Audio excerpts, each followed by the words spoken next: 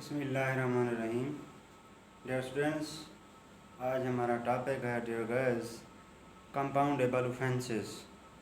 Compoundable offences कहते हैं काबिल राज़ीनामा जुर्म। अक्सर आपने देखा होगा बहुत से वकला साहबान, यंग वकला साहबान पूछ रहे होते हैं कि जो है ना ये काबिल राज़ीनामा जुर्म है या नहीं है। तो मैं आपको बताऊं, उसके अंदर ये है कि जब आप उसके अंदर देखेंगे एक कॉलम है दो टैबलर, अगर आप डायरी उठाएं वकला साहबान की, तो उसके अंदर लिखा हुआ है कि कौन से ऑफेंसेस जो हैं वो कंपाउंडेबल हैं और कौन से ऑफेंसेस जो हैं कंपाउंडेबल नहीं हैं।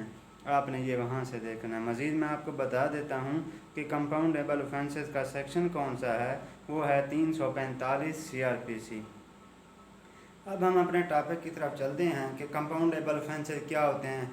मतलब उसे हम कहते हैं कि जी ये राज़ीनामे वाले जुर्म कौन कौन से हैं। तो मैं आपको बताऊं, सबसे पहले हम चलते हैं इंट्रोडक्शन की तरफ। पेज नंबर है 40। The law makes a difference between various classes. ये कानून जो है मुख्तलिफ़ किस्म के डिफरेंट, वेरियस कहते हैं डिफरेंट को, क्लासेस ऑफ द ऑफेंसेस ये अकसाम बताई गई हैं, एंड स्पेसिफाइज अ लिस्ट, और ये बताता है रिस्पेक्ट ऑफ विच कंप्रोमाइज़ के इनके अंदर राज़ीनामा हो सकता है, एंड कैन बी मेड और नॉट, और हो भी सकता है और नहीं भी। बाय वर्च्यू ऑफ दिस, इसके मुताबिक a person who is charge, किसी बंदे के ऊपर ये लगता है चार्ज या फर्द जुर्म, विच कैन ऑफेंस कंपाउंडेबल, कि आया वो जुर्म जो था वो कंपाउंडेबल था या नहीं था। As liberty to come settlement with prosecution, ये एक आज़ादी है कि वो सेटलमेंट करे विद द प्रोसिक्यूशन, सरकार से या मुदई से। रेलिवेंट प्रोविजन क्या है इसका?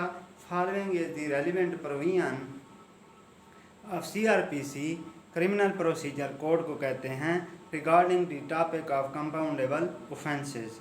सेक्शन है 345 CRPC, meaning of the composition. अगर कोई पूछता है कि कंपोजिशन के क्या मीनिंग हैं, तो आपने बताना है सर इज़ अरेंजमेंट या सेटलमेंट। ये एक अरेंजमेंट है या सेटलमेंट, एक मतलब यूँ समझ लें उनकी आपस में गुफ्तगू है। सेटलमेंट है, फैसला है, difference between the injured party and party against whom complaint is made. जो बंदा ज़ख्मी हुआ है उसके साथ जो आपने सेटलमेंट की है या अरेंजमेंट की है, जिसने कंप्लेंट की है उसके ख़िलाफ़ अगर आपने कोई राज़ीनामा या कोई बातचीत तय कर ली है, तो वो क्या होगा? कंपोजिशन होगी। अक्सर मैं आपको एक मिसाल दूं, अक्सर लड़ाइयाँ होती हैं आपस में, जो है ना सियासी प्रेशर भी आ जाता है और बिरादरियाँ राज़ीनामा भी कर देती हैं। उसके अंदर क्या आता है कि फिर वो राज़ीनामा हो जाता है। इसे हम कहते हैं compoundable offences. Meaning of compoundable offences, अगर आपसे कोई पूछता है कि कंपाउंडेबल ऑफेंसेस की क्या मीनिंग है, तो आपने ये बताना है sir A may be defined under offence which can be legally settle. अगर आप कानूनी तौर पे उसका राज़ीनामा करते हैं फॉर द कंसिडरेशन, बदल के ज़रिए, बिटवीन द पार्टी अगेंस्ट, जिससे आप रंज है आपको, who the offence is committed, जिसने जुर्म किया है, whom the offence is committed said to be compoundable offenses, कि जिसके साथ आप राज़ीनामा कर रहे हैं, जिसके साथ आपको रंज था, उसे हम कहते हैं compoundable offences. Who can compound, अब राज़ीनामा कौन करा सकता है? जनरली कंप्लेनेंट कैन कंप्रोमाइज़, हमेशा कंप्लेनेंट, मुस्तगीस, मुदई ही राज़ीनामा करेगा उस जुर्म का। But where authorise any person, अगर आप किसी बंदे को हायर करते हैं या उसे इख्तियार दिया गया है, सच पर्सन कैन कंप्रोमाइज़। जैसे अब अगर कोई आप अदालत में चले जाते हैं, जी हमारा राज़ीनामा हो गया है, ये हमने तसल्ली तशफ़ी कर लिया है, बुज़ुर्गों ने हमारा जो है ना राज़ीनामा करा दिया है, ये उस वक्त मौके पर नहीं था, मैंने गलती से जो है ना शक की बिना पर इसको नॉमिनेट किया था, ये मेरा मुल्ज़िम नहीं है, मुझे ज़मानत, अगर आप इसकी ज़मानत ले लें या इसे बरी कर दें, मुझे कोई इतराज़ नहीं है।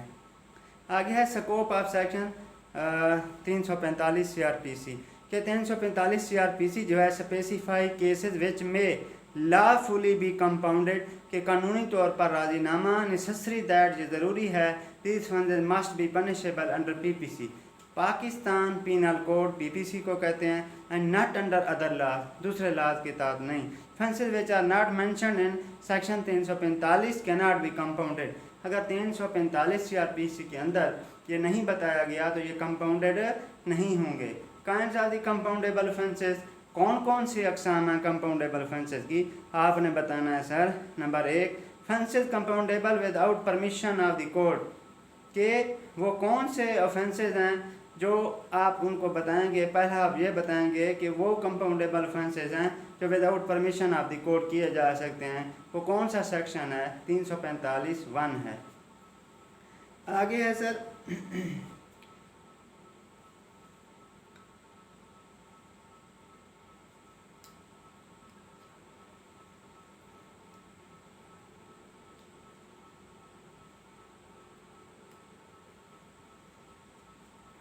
आगे है sir offences compoundable with the permission of the court, 345(2) के तहत ये जो है ना कंपाउंडेबल ऑफेंसेस ऐसे हैं जो आप परमिशन लेंगे कोर्ट की तरफ से, ठीक है।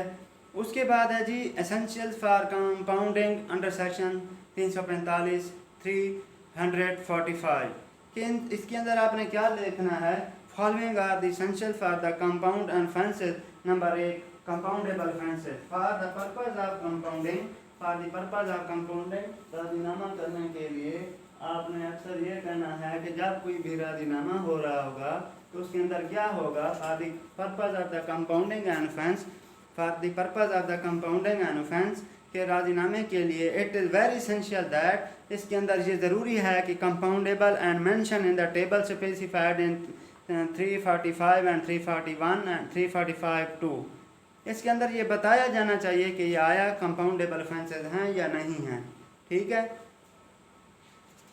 आगे हम चलते हैं, उसके अंदर बताया गया है कि कंप्रोमाइज़ बिटवीन पार्टीज़, क्या आया पार्टीज के दरमियान कंप्रोमाइज़ हो गया कि नहीं हुआ। It is necessary that there must be compromise, उनके अंदर कंप्रोमाइज़ होना चाहिए, या arrangement between the parties settling their differences, जो उनके अंदर फ़र्क आया था कम अज़ कम वो सेटलमेंट होनी चाहिए। आगे तीसरा पॉइंट है विद और विदाउट कंसीडरेशन, कि आप अल्लाह के नाम पे भी उन्हें माफ़ कर सकते हैं कि मैंने अल्लाह की रज़ा के लिए उसे माफ़ कर दिया है, ये मेरे मुल्ज़िम नहीं हैं, आप इसको ज़मानत पर रिहा कर दें, और ट्रायल के अंदर भी मैं पैरवी नहीं करना चाहता। अक्सर ये अदालतों के अंदर बयान लिखा जाता है कि विद या विदाउट कंसीडरेशन। आगे कंप्रोमाइज़ में बी इफेक्टेड विद और विदाउट कंसीडरेशन, ठीक है। अरेंजमेंट फॉर कंप्रोमाइज़ के arrangement must be made for prosecuting, ये प्रोसिक्यूटन जो मुद्दई होता है वो आकर बयान देगा कि जनाब मैं पैरवी नहीं करना चाहता, ये मेरे मुल्ज़िम नहीं हैं, लिहाजा इनको क्या करें, बरी कर दें। फ्री विल ऑफ पार्टीज़, दोनों पार्टीज़ को जो है ना फ्री विल होना चाहिए, उनके अंदर ऐसी कोई बदनीति नहीं होनी चाहिए। अक्सर आपने देखा होगा कोर्ट के अंदर जज साहबान पूछते हैं आपको कोई प्रेशर तो नहीं है, क्या ये आपके मुल्ज़िम नहीं हैं, आपने तसल्ली कर लिया है, क्या हम इसको ज़मानत पर छोड़ दें, क्या आप इसकी पैरवी नहीं करना चाहते। ये अक्सर आपने अदालतों के अंदर जज साहबान के रिमार्क सुने होंगे। आगे compromise must be made by the person mentioned in the table under section 345 के it is only the person specified in 345 who compound an offence. ये मिसाल भी दी है कि wife filed the complaint against the accused, किसी मुल्ज़िम के साथ जो के ख़िलाफ़ एक औरत है या बीवी है, वो कोई दरख्वास्त देती है, cheating her husband later she compounded the offence, कहती है कि वो ये मेरे साथ चीटिंग करता है, लड़ता है, तो वो क्या करती है, compounded offence subsequently husband filed another complaint, और फिर अब खामद ने डाल दी है कि दरख्वास्त अगेंस्ट द अक्यूज, उस मुल्ज़िम के खिलाफ, who pleaded the composition and bar of prosecution, it was held that composition wife is not valid, कि बीवी उसकी जो है ना सही नहीं है या ठीक नहीं है उसकी कंप्लेंट। विद और विदाउट परमिशन ऑफ कोर्ट, आप अदालत से परमिशन भी ले सकते हैं और नहीं भी ले सकते। The offence stated in section 345(1), ये 345(1) जो है ये विदाउट परमिशन ऑफ कोर्ट है, are compoundable with the permission of court offences under section 345(2), कि अगर आप अदालत से परमिशन लेंगे वो 345(2) के तहत लेंगे, और 345(1) के तहत जो है ना वो विदाउट आप परमिशन लेकर जो है ना राजीनामा कर सकते हैं with the permission of the court. लेकिन 345(2) के अंदर जो है वो आपको कोर्ट से परमिशन लेनी पड़ेगी। आगे है नौवां पॉइंट, कंप्रोमाइज इन अबैटमेंट और attempt to commit an offence under section 345(3). Where any offence is compounded, the abetment of the offence, attempt to commit such offence, कि अयानत किसी आपने जुर्म के अंदर हिस्सा लिया है तो उसके अंदर क्या होगा, offence may be compounded, राजीनामा हो सकता है। 10वां पॉइंट है person competent to compound in minor idiot और लुनेटिक। ये जो अगर आप एक बंदा है जो कम्पिटेंट टू कंपाउंड है, जैसे माइनर हो गया, नाबालिग हो गया, इडियट, और इडियट कहते हैं बेवकूफ़ को, लुनेटिक कहते हैं जो पागल, इस तरह के लोग होते हैं। ये कौन से सेक्शन में आते हैं, ये 345(4) के अंदर आते हैं। Where the person is competent to compound offence is minor, अगर कोई माइनर है, इडियट है, जो लुनेटिक कहते हैं, any person competent to contract his behalf may be compounded such offence, अगर वो किसी से मुआहदा करता है तो उसे क्या करना चाहिए, किसी को बिहाफ पे लाना चाहिए। Permission of the court, in this cases जो है ना परमिशन ऑफ द कोर्ट का होना लाजमी है। आगे कंपोजिशन इन पेंडिंग अपील, कि अगर आप राजीनामा कर रहे हैं, अपील आपकी चल रही है, वो पेंडिंग है, वो है 345(5) के तहत, 345 सब class 5। When the person is convicted, जब कोई बंदा सजा होता है, and the appeal is pending, कि वो अपील उन्होंने की हुई है, वो पेंडिंग है, इन ट्रायल है। Composition can only be made, वो जो राजीनामे की बात है, leave of the appellate court in which appeal is pending, क्या आप क्या करेंगे, उस अदालत में एक दरख्वास्त गुजारेंगे लीव टू अपील, कि जनाबे वाला हमारा राजीनामा हो रहा है, हम इसको सेटिस्फाई हो गए हैं इससे, लिहाजा हम राजीनामा करना चाहते हैं। Composition in revision under section 345(5)(a), कि हाई कोर्ट का द कोर्ट ऑफ सेशन में allow the composition in revision, कि हाई कोर्ट और सेशन कोर्ट जो है शायद allow the composition in revision, कि वो राजीनामा या निगरानी के अंदर वो बात दे सकती है इजाज़त। Effect of the composition under section 345(6), the effect of the composition of an offence shall have the effect of the acquittal, बरी होने के ऊपर, ऑफ द क्यूर मुलजिम पर, with whom offence has been compounded, जहाँ राजीनामा किया गया है। Bar and composition 345(7), no other offences shall be compounded except provided in 345, कि अगर इस 345 के शेड्यूल में जो जुर्म दिए गए हैं अगर इसके अंदर आते हैं ठीक, वरना जो कंपाउंडेबल नहीं होंगे। Time for composition, at the case में be compound at any time before the sentence is pronounce, सज़ा होने से पहले आप जब चाहें राजीनामा कर सकते हैं। रिसेशन ऑफ द कंप्लेंट, कमी, रिसेशन कहते हैं कमी को। Composition once affected can not be withdrawn, जब आप एक दफ़ा विदड्रा हो जाएगी फिर दोबारा आप नहीं आ सकते। Difference between the withdrawal of the case and composition of the offence, कि अगर आपने केस वापस ले लिया, विदड्रा कर लिया है, तो आप क्या करेंगे। The act of compounding is different, जो राजीनामा है वो मुख्तलिफ है फ्राम द विदड्रावल, वापस लेने से। वापस लेने के अंदर ये होता है कि आप कार्रवाई कर सकते हैं। जब आप कोई राजीनामा कर लेंगे, कोई बात को एडमिट कर लेंगे, वो पॉइंट फिर दोबारा नहीं दोहरा सकते। जैसे रेस जुडिकाटा हो गया, कि एक बात हो जाए फिर आप दोबारा उसी बात पर नहीं आ सकते, बल्कि आप न्यू काज ऑफ एक्शन पे आएंगे। आगे as to nature, compounding of the offence is matter between the party, compounding offence का जो है ये मैटर जो होता है वो पार्टीज के दरमियान होता है। Withdrawal of the complaint is matter between the party and magistrate, जब आप कोई भी केस विदड्रा करेंगे ये मैटर है आपकी अदालत का और मजिस्ट्रेट का, और जब आप राजीनामा करेंगे ये दोनों पार्टीज का मैटर है। वेरी इंपॉर्टेंट पॉइंट है, जब आप कोई भी केस वापस लेते हैं तो ये मैटर होगा अदालत का और पार्टी का। जब आप कंपाउंड राजीनामा करेंगे वो दोनों फ्रीकैन का मसला होता है। ये थोड़ा सा फ़र्क है विड्रावल में और जो है कंपाउंडिंग ऑफेंस के अंदर, विड्रावल और compounding of the offence.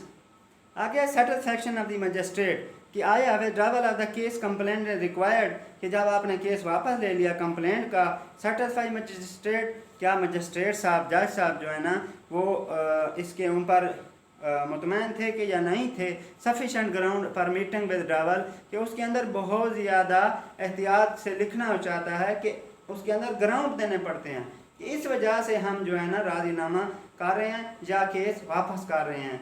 In the composition of the offence it is not required, लेकिन जब आप कोई राजीनामा करेंगे इसके अंदर कोई बात नहीं, जस्ट हमारा राजीनामा हो गया है। लेकिन ये याद रखना है सज़ा से पहले।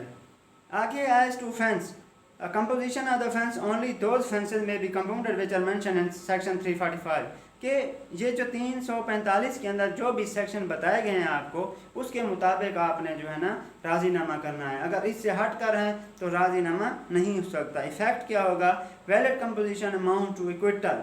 जब आप कोई भी राजीनामा करेंगे वो क्या होगा? इक्विटल के जुमरे में आएगा। अक्यूज जो है स्पेसिफिक ऑर्डर के तहत रिकॉर्डेड होगा कि वो इसके वापस ना आए। विड्रावल ऑफ द केस, जब आप कोई केस वापस लेते हैं, magistrate required to make the order for acquittal of the accused. जब भी कोई भी आप वापसी का केस लेते हैं, मजिस्ट्रेट साहब उसको बरी कर देंगे। हम अब कंक्लूजन निकालते हैं। हमने जो कंपाउंडेबल ऑफेंस के बारे में पढ़ा है, इसका कंक्लूजन आप क्या निकालेंगे कि राजीनामा जो होता है ये offence is bar upon the jurisdiction of the magistrate. ये मजिस्ट्रेट की समात पर है। ट्राई टू द ऑफेंस के ऑफेंस कौन सा है? When the parties lawfully settle there differences, अगर कोई भी पार्टी अपने मसाइल तमाम कानून के मुताबिक हल कर देते हैं और जो इख्तलाफात हैं या डिफरेंसेस हैं केस के अंदर वो अगर ख़त्म हो जाते हैं, तो ये इफ़ेक्ट जो है इक्विटल के अंदर रहेगा। जो मुलजिम होगा, जो मुलजिम को आप बरी करवाना चाहते हैं, अगर आप राजीनामा कर रहे हैं तो कानून के मुताबिक राजीनामा किया है और मजिस्ट्रेट साहब की अदालत में या मजिस्ट्रेट साहब को मुतमैन किया है, कानूनी तौर पर मुतमैन किया है, तो ये होगा आपका राजीनामा। Okay, any question? अगर कोई आपने क्वेश्चन पूछना है सर, आप पूछ सकते हैं। अस्सलाम वालेकुम।